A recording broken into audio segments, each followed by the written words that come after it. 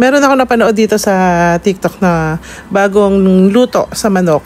Kasi nakakasawa na lagi yung fried chicken, tinolang manok, adobong manok, sinigang na manok. Try naman daw natin tong lechon paksiw na manok. Yummy! So yan, di ko na po napakita nung piniprito niya yung manok. Prito daw muna ng very light. Then yan sa pinagprituhan lang ng manok, hindi na hinugasan ni tita yan. Diyan na rin siya nagisa ng sibuyas at bawang.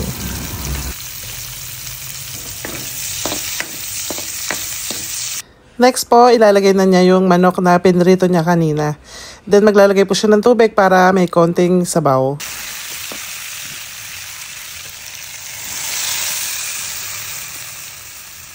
Nilagyan din po niya yan ng laurel. Mga 3 to 4 pieces yan na yung nalagay niya. Then susunod po ay ang oyster sauce, pampadagdag lasa. Next po, pag kumukulo na siya, lalagyan na po natin yung Mang Tomas. Ang available namin Mang Tomas dyan yung spicy. Okay lang naman yung spicy, okay lang din naman yung plain.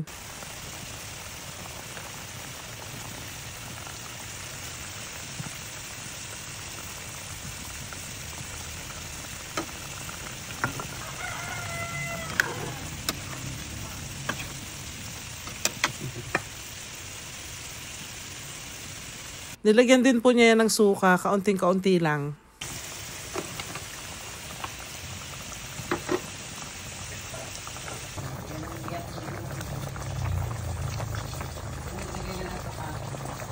Nung kumukulo na siya, luto na yung suka, lagyan na po natin yung pamintang.